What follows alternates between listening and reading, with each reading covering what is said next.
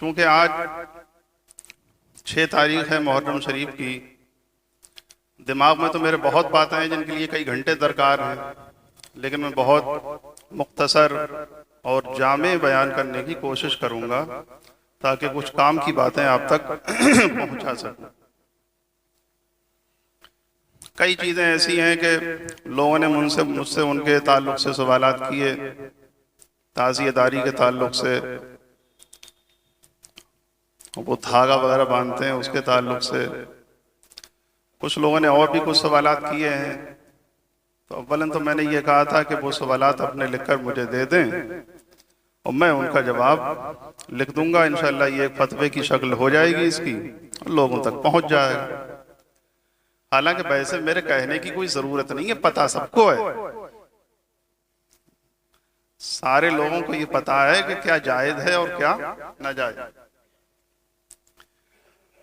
اب تمہید کے طور پر میں کچھ باتیں آپ سے کہنا چاہ رہا ہوں۔ خاص طریقے سے ایک بات یہ کہنا چاہ رہا ہوں کہ دیکھو، ہمارے علماء کرام، مفتیان کرام، ہمارے ائمہ کرام جو مسجدوں کے امام ہیں یا عالم مولوی مفتی ہیں یا محدث مفکر مبلغ ہیں، ان سب کا جو معاملہ ہے وہ یہ ہے کہ وہ حق کو ظاہر کر دیں۔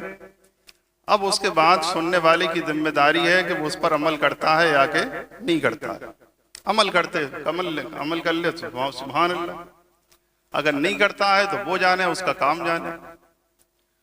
قرآن شریف میں بھی اس تعلق سے بیان ہے وَمَا عَلَيْنَا إِلَّا الْبَلَاغُ الْمُبِينُ، کہ ہمارے اوپر جو ہے وہ صاف طور پر پہنچا دینا ہے۔ تو بتانا ان تمام تر چیزوں کا یہ علماء کی ذمہ داری ہے، کیا جائز ہے کیا ناجائز ہے، اور عمل کرنا یہ ہماری آپ کی سب کی ذمہ داری ہے۔ دوسری بات جو آپ کے دماغ میں اتارنا چاہتا ہوں وہ یہ ہے کہ کوئی بھی عالم، مولوی، امام، مفتی، مبلغ، مقرر وغیرہ جو ہیں، جو واقعی میں ان کے دلوں میں خشیت الہی ہے، اللہ سے ڈرتے ہیں، رسول اللہ کا عشق ہے ان کے دل میں، تو وہ کوئی ایسی بات نہیں کہتے ہیں جو شریعت کے خلاف ہو، جان بوجھ کے ایسی بات نہیں کہیں گے۔ اچھا مجھے یہ بتاؤ کہ ایک آدمی اگر یہ کہے کہ یہ چیز جائز ہے، یہ چیز ناجائز ہے، وہ کوئی عالم دین ہو، کوئی اپنے وقت مبلغ یا مفکر ہو، مبلغ ہو، تو اس میں کیا ان مولوی صاحب کا یا امام صاحب کا کوئی فائدہ ہے؟ بتاؤ مجھے۔ بھئی آپ سے یہ کہہ رہے ہیں کہ یہ جائز ہے، یہ ناجائز ہے، یہ کام کرو، یہ کام مت کرو، تو اس میں ان امام صاحب کا یا ان مولوی صاحب کا ذاتی کیا فائدہ ہے؟ کیوں کہہ رہے ہیں؟ وہ اسی لیے تو کہہ رہے ہیں تاکہ آپ کی سمجھ میں آ جائے، آپ کی سمجھ جائے کہ صحیح کیا ہے، غلط کیا ہے، آپ کو صحیح و غلط کی پہچان ہو جائے۔ اور یہ بھی طے ہے کہ جائز و ناجائز بتانے والے بھی عالم ہی ہیں کہ نہیں ہیں؟ کیا جائز ہے کیا ناجائز ہے کون بتائے گا؟ یہ کیا حرام ہے کیا حلال ہے یہ کون بتائے گا؟ عالم ہی بتائیں گے۔ اور قرآن شریف میں بھی یہ حکم ہے کہ اگر تم نہ جانتے ہو فَاسْأَلُوا أَهْلَ الذِّكْرِ إِن كُنتُمْ لَا تَعْلَمُونَ، تو تم ان لوگوں سے پوچھو جو جانتے ہو، اگر تم نہ جانتے ہو تو ان لوگوں سے پوچھو جو جانتے ہو۔ تو جاننے والوں سے پوچھا جاتا ہے۔ دوسری بات یہ ہے، یہ بھی تمہیدی جملے ہیں میرے، کہ اس میں بھی کوئی شک نہیں ہے کہ آپ کو جس کام کی ضرورت ہوتی ہے ویسے ہی آدمی کو ڈھونڈتے ہیں جو اس میں پرفیکٹ ہو۔ سلائی کروانی ہے کپڑوں کی تو کس کے پاس جائیں گے؟ ٹیلر کے پاس۔ مکان بنوانا ہے تو کس کے پاس جائیں گے؟ انجینئر کے پاس جائیں گے، جو راج ہیں اچھے ان کے پاس جائیں گے، ہے کہ نہیں ہے؟ اگر آپ کو کوئی مقدمہ لڑنا ہے تو کس کے پاس جائیں گے؟ وکیل کے پاس جائیں گے۔ تو اور ایسے ہی اگر دین کا کوئی مسئلہ ہے تو کس کے پاس جائیں گے آپ؟ بتائیے مجھے۔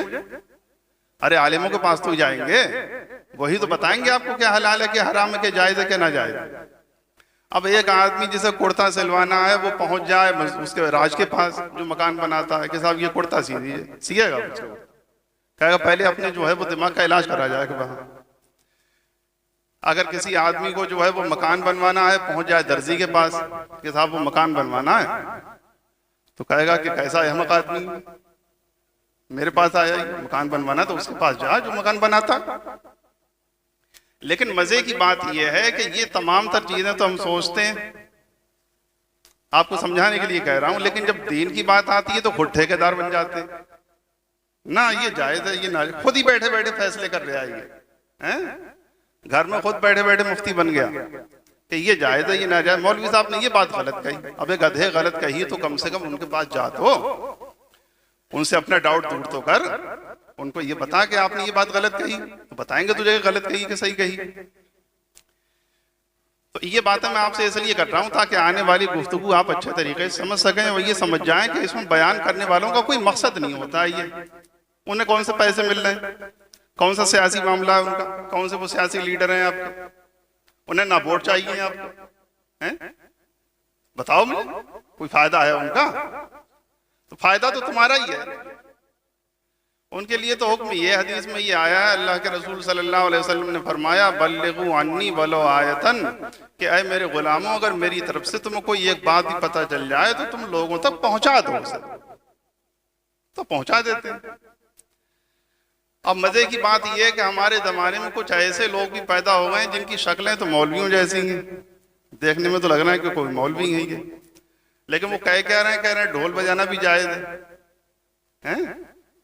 ڈھول بجانا بھی جائز ہے اور باجا بجانا بھی جائز ہے. ان سب کے جائز ہونے کا فتویٰ دے رہے ہیں اور غلط سلط دلیلیں دے رہے ہیں. تو ان سے پوچھا کہ یہ ڈھول بجانا کیوں جائز ہے؟ بولے کہ غمی کا ڈھول ہے. وہی عوام والی بات.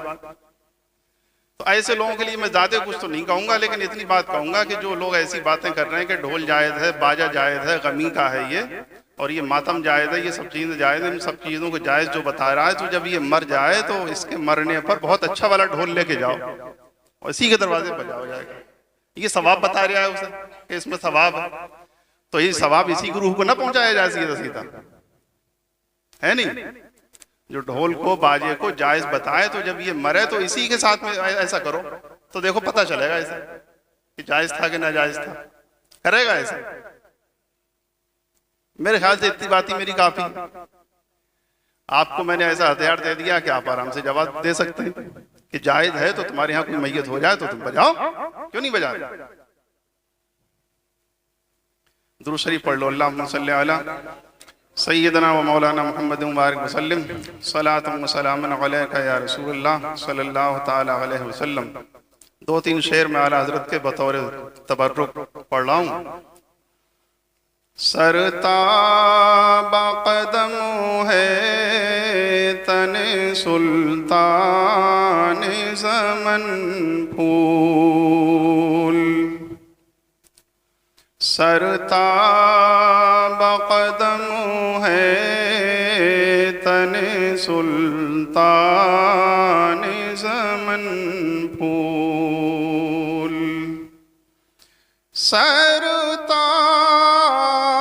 سرتاب قدم ہے تن سلطان زمن پھول، لب پھول دہن پھول زقن پھول بدن پھول،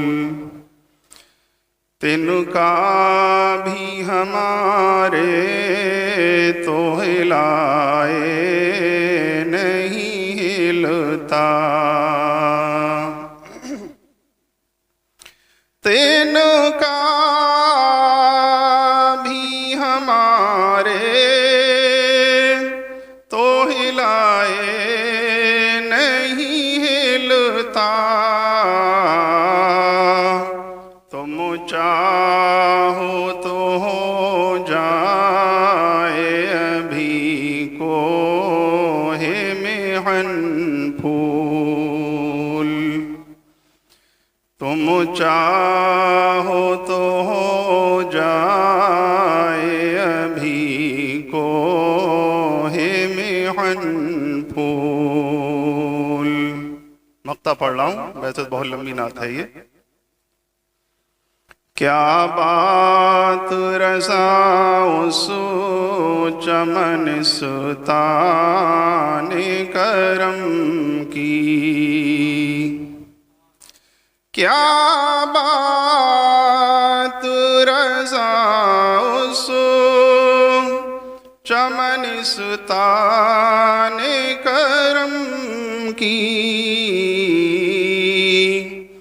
زہرا ہے کلی جس میں حسین اور حسن پھول، زہرا ہے کلی جس میں حسین اور حسن پھول۔ درود شریف پڑھ لیجئے۔ اللہم صلی علی سیدنا و مولانا محمد مبارک وسلم، صلاۃ و سلام علیک یا رسول اللہ۔ کلام پاک کی جو آیت شریفہ میں نے پڑھی ہے اس کا مطلب یہ اللہ فرماتا ہے ان کنتم تحبون اللہ فاتبعونی یحببکم اللہ۔ اے لوگو اگر تم اللہ سے محبت کرتے ہو، اللہ کو چاہتے ہو، اللہ سے الفت کرتے ہو، فاتبعونی حضور فرماتے ہیں تو میری اتباع کرو۔ ہوگا کیا جب میری اتباع کرو گے؟ یحببکم اللہ، اللہ تم سے محبت فرمانے لگے گا۔ تو دیکھو یہ جو آج کل چیزیں چل رہی ہیں ان میں سے ایک چیز جو ہے وہ ماتم ہے۔ ماتم کے بارے میں اللہ کے رسول صلی اللہ علیہ وسلم نے فرمایا، حدیث کے الفاظ ہیں، نہا رسول اللہ صلی اللہ علیہ وسلم عن النیاحی، اللہ کے رسول صلی اللہ تعالیٰ علیہ وسلم نے ماتم کرنے سے منع فرمایا۔ کسی کا وصال ہو جائے، میت ہو جائے تو 3 دن تک سوگ منانے کی اجازت ہے، اور 3 دن کے بعد پھر اجازت نہیں ہے۔ ہاں عورت کو اگر وہ شوہر تھا تو عورت کو یہ اجازت ہے کہ وہ 4 مہینے 10 دن تک سوگ منائے، باقی کسی اور کو اجازت نہیں۔ یہ میں نے حدیث پیش کر دی۔ اب آپ کی مرضی ہے کہ آپ اس پر عمل کرتے ہیں کہ نہیں کرتے، آپ جانو، آپ کا کام جانا، ٹھیک ہے۔ اب میں آتا ہوں اس پیریڈ کی طرف کہ یہ جو آج کل ماتم وغیرہ جو ہو رہے ہیں اس کی ابتدا ہوئی کب سے؟ آگے لوگوں نے کیوں ایسا کیا؟ وقت بہت کم ہے اور تاریخ بہت لمبی ہے، لیکن پھر بھی میں کوشش کرتا ہوں کہ آپ تک پہنچ جائے کچھ۔ سن 146 ہجری میں، کتنی ہجری تھی؟ سن 146 ہجری۔ اس سے پہلے تک خلفائے بنو عباس کا جو دارالسلطنت تھا وہ انبار تھا۔ انبار ایک شہر ہے، وہاں پر دارالسلطنت تھا۔ وہاں پر کچھ لوگ ایسے پیدا ہوئے کہ جن کا عقیدہ یہ ہوا کہ ابو جعفر منصور جو زمانے کے خلیفہ تھے ان کے بارے میں ان کا یہ عقیدہ ہوا کہ ابو جعفر منصور کے اندر اللہ تعالیٰ کی روح سمائی ہوئی ہے۔ ابو جعفر منصور کو یہ بات پتہ چلی تو انہوں نے منع کیا کہ ایسا تم نے جب میرے تعلق سے تم نے خیال کیا ہے تو اس کا مطلب یہ ہے کہ مجھے تم خدا مانتے ہو، تمہارا یہ عقیدہ غلط ہے۔ ابو جعفر منصور نے بہت منع کیا لیکن یہ لوگ نہیں مانے۔ جب نہیں مانے تو ابو جعفر منصور نے ان لوگوں کو گرفتار کرایا، تقریباً 200 لوگوں کو گرفتار کرایا اور لے جا کے قید خانے میں ڈال دیا۔ پھر اسی فرقے کے جو لوگ کچھ لوگ تھے ان کا حال یہ تھا کہ انہوں نے قید خانے پر دھاوا بول دیا، چڑھائی کر دی، اور جو ان کے آدمی قید تھے ان کو چھڑا لیا، اور چھڑانے کے بعد جو ہے وہ پھر جو بادشاہ کا محل تھا خلیفہ کا اسی پر جا کر کے انہوں نے حملہ کر دیا۔ اتفاق یہ تھا کہ وہاں اور سپاہی تھے نہیں، جو خالی محل کے پہرے دار تھے وہی تھے۔ جنگ ہوئی بڑی خطرناک والی، ابو جعفر منصور اندر ہی تھے، وہ بھی نکل آئے تو وہ بھی جنگ کرنے کے لیے ان سے جو ہے وہ تیار ہو گئے۔ انہوں نے خود جنگ کی ان سے۔ اب غور کیجئے کہ جس کو یہ خدا مان رہے تھے اسی خدا سے یہ بندے جنگ کر رہے تھے، ایسے غلط عقیدے تھے۔ بہرحال اس کے بعد جب یہ واقعہ ہو گیا تو یہ ہارے، حالانکہ یہ جو خدا مانتے تھے ابو جعفر منصور کو وہ ہار گئے اس جنگ میں۔ اس کے بعد ابو جعفر منصور نے سوچا یہ کہ یہاں سے دارالسلطنت ختم کر دیا جائے، کہیں اور بنایا جائے۔ اس کے بعد بہت سارے علاقے کی اس نے سیر کی تو ایک علاقہ ایسا تھا جو دجلہ کے کنارے تھا۔ دجلہ کے کنارے کا علاقہ بہت پسند آیا، وہاں پر کچھ نستورہ فرقے کے عیسائی بھی رہتے تھے۔ تو انہوں نے ابو جعفر منصور کو جو خلیفہ تھے اس وقت کے انہیں یہ بتایا کہ اے خلیفہ اس سے زیادہ بہتر دجلہ کو سیراب کرنے والی کوئی اور جگہ نہیں، سب سے بہترین جگہ یہ ہے۔ ابو جعفر کو یہ جگہ بہت پسند آئی، ہری بھری جگہ تھی، سبزہ دار اور خوب پھول پھل وہاں پر آتے تھے۔ تو انہوں نے اسی زمانے میں بڑے بڑے انجینئروں کو بلایا، تو ایک انجینئر جو سب سے زیادہ مشہور تھے اس زمانے کے وہ تھے امام اعظم ابو حنیفہ. کہیے سبحان. امام اعظم ابو حنیفہ رحمۃ اللہ تعالیٰ علیہ کو بلایا اور کہا کہ میں یہاں شہر بسانا چاہتا ہوں، آپ نقشہ تیار کیجئے. تو امام اعظم نے اس کا نقشہ تیار کیا. امام اعظم یہ 146 کی بات ہے، یہ 146 ہجری کی یہ نقشہ تیار کیا جو ابو جعفر منصور کو بہت پسند آیا. ابو جعفر منصور نے اس نقشے پر جو ہے وہ ڈن کر دیا، اس کو جو ہے وہ بالکل کہا کہ یہ ٹھیک ہے. اس کے بعد اس کی تعمیر شروع ہو گئی، اور یہ تعمیر شروع ہوئی تو سن 147 ہجری سے